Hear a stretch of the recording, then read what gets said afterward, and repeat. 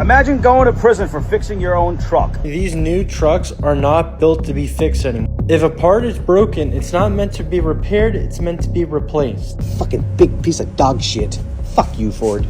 New cars are becoming unfixable. Simple repairs became dealer-only nightmares, and once durable cars are now disposable gadgets. And what's coming next is even worse than most people realize. Before we get started, don't forget to like the video and subscribe to the channel. Unfortunately, these new trucks are not built to be fixed anymore. If a part is broken, it's not meant to be repaired, it's meant to be replaced. As you can see, I have the door panel off, so let's show you why you can't actually repair it. Here's the front of the door panel. It's nice, it's clean, it looks very good. Only 4 bolts hold this door panel onto the car. The rest are all clips. But if you look in here, it's all plastic welded together.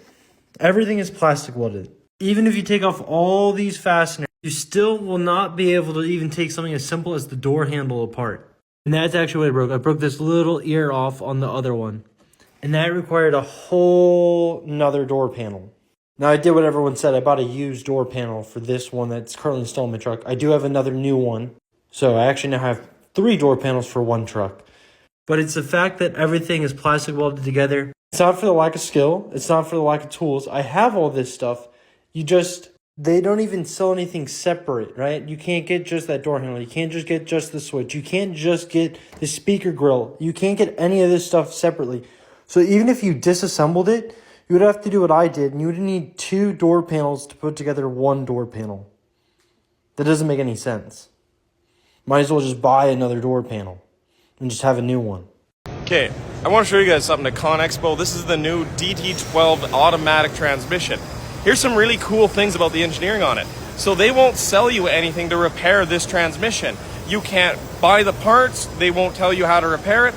All Detroit will do is sell you a new one. So if you grenade this transmission, they'll just sell you a brand new transmission. That's it. You can't fix it. You can't take it to a repair shop. It is pure planned obsolescence. And we asked the guys, like, how come you can't repair it? How come it's only re and re? And they said, oh, it's too complicated for somebody to change. It's just gears. It is just pure gears. They said you need a $4.5 million machine if you want to be able to service this truck transmission.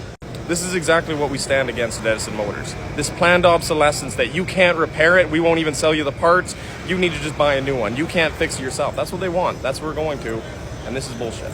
Thermostats from 1960 to 2018. Thermostats from 2018 to present. But now, modules are so sophisticated that the computer used to program them can't just be a standalone computer. It has to tie into a server. Let's say we're at a Toyota dealership. The computer used to program your modules won't even work unless it can talk to Toyota's server, their mainframe computer, to verify all this data. So even if you go buy that expensive dealer scan tool, it still isn't going to work because it needs an account set up with Toyota mainframe. Now, that's not going to affect the common car user who's, fixing their car on the weekend, a few little things here or there. But I do get emails to say, if I buy the dealer scan tool, will it work? Probably not. They have that locked down pretty tight. Now, how does it affect us as the shop owner? Cost. There's car companies out there that say, yes, we'll allow you to log into our computer system, and so it will allow you to program modules, but it costs $10,000 a year. So if a shop pays that, they're not just going to lose that money, they're going to charge you for it. New cars are deliberately made so complex that even a basic breakdown can no longer be fixed in a garage, only at the dealer for astronomical money. Cars used to be tools built to last for decades, but now they're disposable gadgets on wheels that are cheaper to throw away than to repair once the warranty expires. Imagine going to prison for fixing your own truck. That's something that automakers are pushing politicians, and they want to outlaw independent mechanics and you being able to work on your own truck. Yesterday, CEO Ford met with President Trump to complain that automakers are losing money because independent mechanics are working on cars. They want to make it a law where people can no longer fix their own cars. It's an American pastime. Dads work with their kids They did oil changes, they changed the brakes, they changed their tires. How many of you worked on your cars with your parents, right? I know I did. That's how I learned about cars. And now they were trying to ban that. They're trying to do away with independent mechanics because they want to charge you $200-300 an hour in labor. But the independent mechanic, that's your friend, he can go in and do a lot of your jobs for substantially cheaper. It's all about fleecing Americans. John Deere tried that and see how that worked out, right? That's every day we cross the thing where Big Brother keeps getting bigger and bigger. You want to lock up people for every little thing. This is my fucking car. I own it. I can work on it if I want to. If I want to go sit there and take this fucking grill off myself and fix it myself, I should be able to do so. If I want to do a transmission job and I know how to do so, I should be allowed to. Now we want to basically do everything where big corporations control everything. If Congress passes this, this is one of the worst things ever. Do you know how many mechanics were going to go out of business? Do you know how many parts stores are going to go out of business? And their argument is this, because hackers will hack into these computers. Well, let me tell you something. Get rid of all this electronics, because ever since you guys put electronics in all these cars, they're acting up. They're not doing it. I don't want cameras telling me that I can enter and exit my vehicle. I don't want cameras telling me that I need 2 hands on my steering wheel when I already have 2 hands on my steering wheel. I don't need my car watching me and slowing down because I slouch down in my seat and it thinks that I'm falling asleep. No, I just slouch down to get comfortable. I'm urging Congress and I'm urging President Trump, take this fucking proposed law and throw it in the fucking garbage. This is not what Americans want. This is not America. At that point, what's the difference between us and China and Russia? It's a fucking fantasy. It's a fairy tale. We're not a free country. We lost our rights ages ago. We did a video recently about you encouraging people to buy used cars that are a lot cheaper to fix. My question is, what happens in 10, 15 years when today's expensive cars are the used cars? We're going to have a mess. I don't see a way around it. And the reason being is because we're seeing parts being phased out at a rate we've never seen before. I remember when I bought some of my first vehicles, my first was a 95 Dodge. My second was a 01 Dodge. I could get parts for those for years. And now I'm seeing cars that are 5 and 6 years old that we're waiting months to get parts because they're back ordered. We're getting more parts that have been discontinued on a 5 and 6 year old car because they only built that specific system for a very short period of time. They didn't sell a lot of those parts and they didn't keep a lot of those cars on the road. They saw no revenue potential in continuing to make these parts. Now you have to think about this. The average age of the American fleet right now, every single car in the US, the average age is 12.8 years old. It's getting older and older. And I can't help but think maybe some of these manufacturers are realizing this and saying, hey, if we got them into some new cars, maybe they didn't last as long, we could sell more cars. I'm not saying that's what they're doing, but it's kind of hard not to think that's what's happening. But I can tell you that right now, the sustainability of the modern automobile leaves a lot to be desired. In 5 to 6 years, there are already no normal spare parts for new cars, and in 10 to 15 years, the entire used car market will turn into a dump of unrepairable junk. Manufacturers are clearly not interested in their cars lasting 15 to 20 years. It's more profitable for them if people buy new ones more often. This 2018 F-Pace has 70,000 miles and is about to get its 3rd engine. We got ourselves a Kia Stinger with a 3.3 twin turbo engine. Today we are replacing an alternator on it. Customer reports that their battery wasn't charging, the vehicle died on them, and the alternator ended up seizing up on them, and the belt completely melted, as you see a lot of the gunk inside there. So to remove the alternator in this car, we have to drop the engine in order to access it, because the turbo, as you can see, gets bolted up right in the way of our alternator. So we're going to drop the whole drivetrain down on the chassis, or on our cart here, just to access this little alternator. So you think something so little like that would be so quick and easy? No, not always. My Audi RS5 only has like 10,000 miles on it, but there's already something going wrong under the hood, and I don't want to pay for it. So check out this engine bay. It's pretty cool, right? Especially this carbon fiber engine cover. You only get this engine cover if you have carbon ceramic brakes on your RS5, and it's supposed to be a big flex, the Audi logo, the big RS. And you know, that's all well and good until you start actually driving this car, because mine is starting to yellow. Yeah, it's on both sides, and where it's not happening, the carbon fiber is just getting a little hazy. This is all happening because of just how much heat is in the engine bay. Carbon fiber is notorious for getting yellow under heat. I'm not really sure what the engineers were thinking putting carbon fiber in the hottest part of the car, but now I have to buy another one. You know, this kind of feels like planned obsolescence because I looked up the price of this carbon fiber engine cover, and if I told you what that price was, you would be disgusted. So here's a plan. I'm going to take this thing to the Audi dealership tomorrow because I don't think I should be paying for this. When I tell you these Ford Escapes are the biggest piece of shit you could ever buy, here's another reason why. So, first reason, if you want to remove this dash, do any HVAC work, you have to pull the doors because the bolts go in through the outside here. Here's the other reason. Ford likes to over-engineer shit. And I tell you, a blower motor that can simply be changed from the driver's side, had they just changed a couple minor things. Instead, they have you remove the BCM, the glove box, all these brackets, remove the wiring down out of the way, and then get the recirc door out of the way, which has 3 screws on it that 2 of them are almost impossible to see. And then you have to go from the driver's side, push in on the locking tab, twist lock this blower motor, and then push it into the airbox and remove it from the passenger side. Just over-engineered garbage. But a quick tip for it, if you are doing this, I'll show you how to get a little bit better access on the driver's side. So on the driver's side, they tell you to remove your gas pedal, and it allows you to get access going up into the blower motor. But you damn near almost break your arm trying to get up in here. So pull the knee airbag. It's 2 10mm bolts, and then your connector here to disconnect the airbag. Make sure your battery is disconnected to begin with.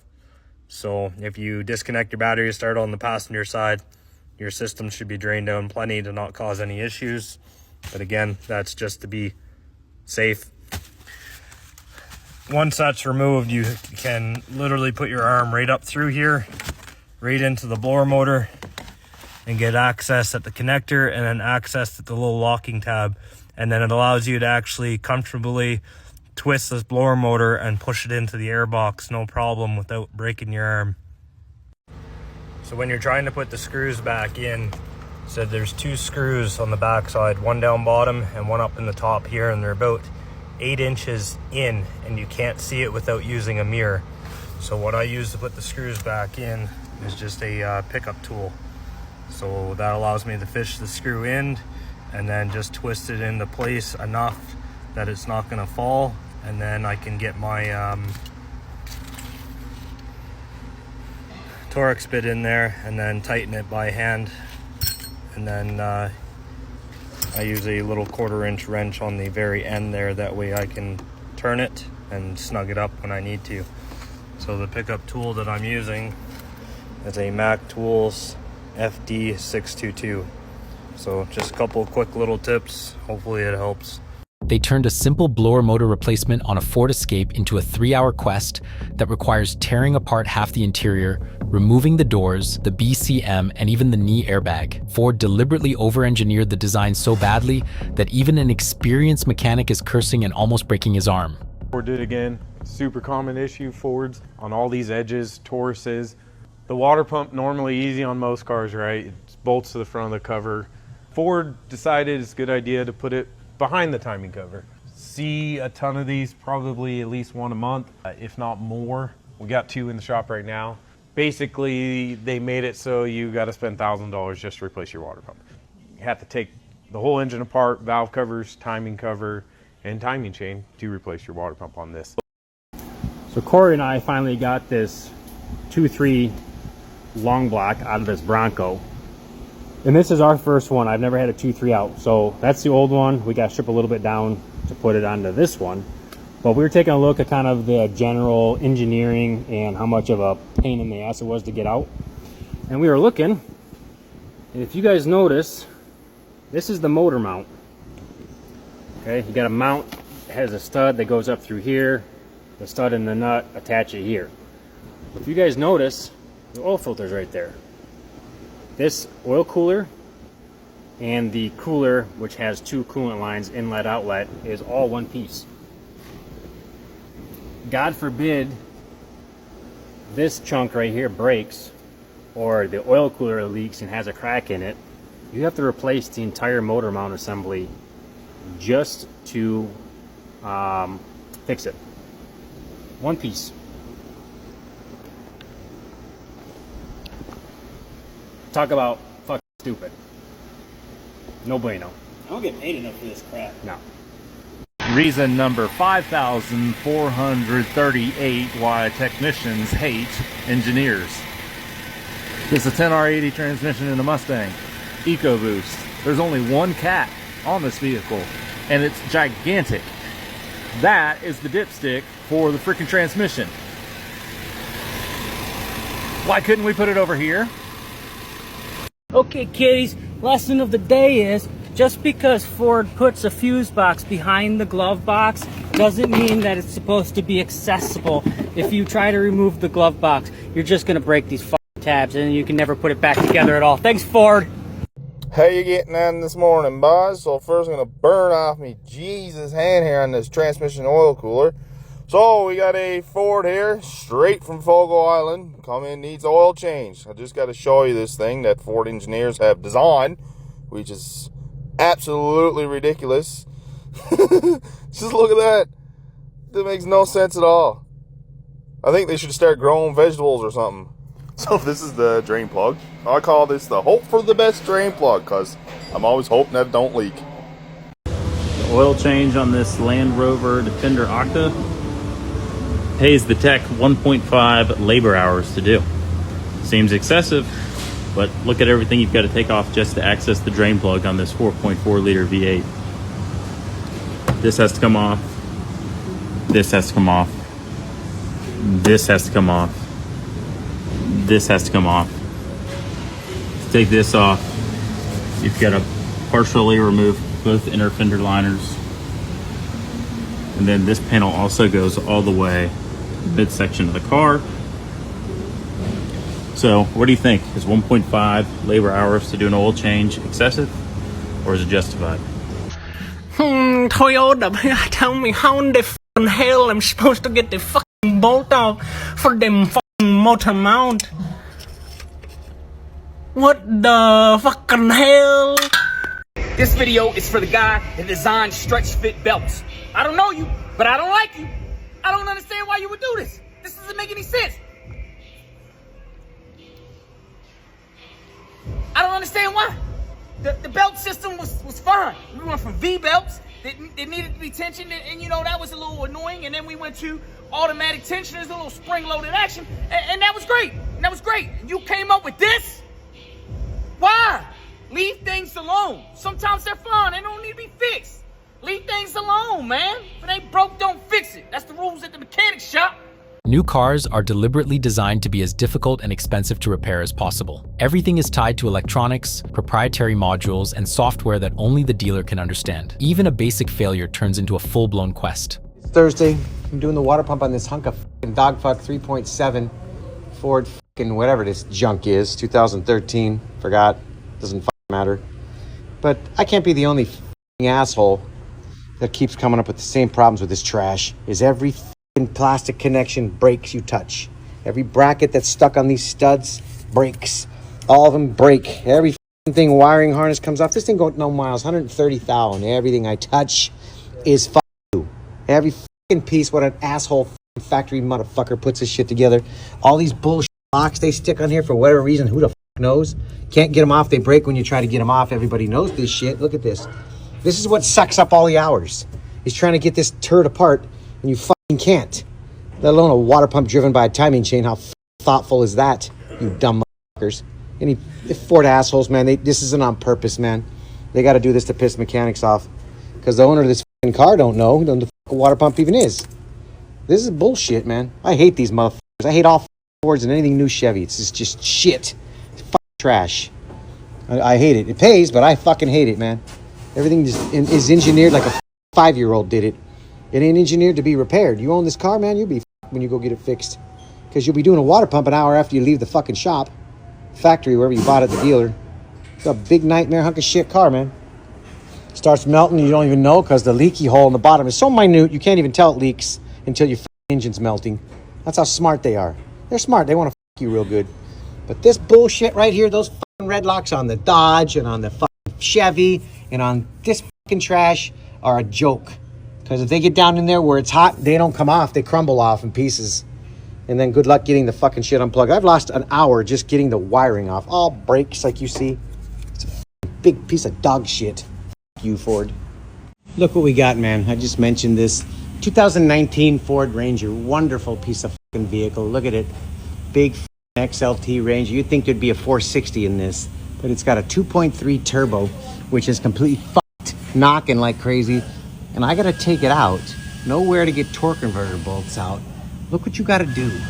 You got to remove that fucking starter way up underneath everything right there. You ain't changing that motherfucking starter in a pinch. You are completely butt fucked from the ass behind with a horse dick. They'll ban this video, but I don't give a f. Look at this. Starter is right the f there. You see the light on it? It's buried up under there. What a shit bird of an engineering plan. Right where the oil filter is, which is shrouded up against the inner fender. Who the f thinks this shit up like this? What kind of asshole, mechanic hating piece of shit thinks this up? I've never seen nothing like this before. It's the worst one. How do you get the exhaust undone? You gotta fuck with this shit, rust it to f. No way to get it off. It's all shrouded with heat protective coating to get the turbo out of the way. What a piece of f. What kind of asshole would put this together? They didn't intend for nobody to fix it. There's no way to get it apart. You have to fight everything off. I gotta take the intake off to get to this fucking mount, which has coolant lines passing through it up here. You see how fucking slick and smart these assholes are. You see that? You gotta dig all that out and then take the intake off, take this off, stick a 2x4 up the oil pan's ass so that you can get the goddamn starter out, then fight in there to get the torque converter bolts undone. Isn't that fucking wildly awesome? Yeah, I'd love to own this. You assholes. You must Ford, man. You guys should all be shit. You guys are fuckheads. I would never own your product, ever. I wouldn't recommend it. Any one of your vehicles. They're all trash. I don't give a fuck if anybody says, come and try and do this and tell me how fucking fun it is. Zero room for a man's hands. Zero. I should yank the engine and tranny out together. Look at this suspension. Isn't that neat? Nuts and shit missing. No wonder it clanks down the road. Perfect. You guys at Ford are assholes.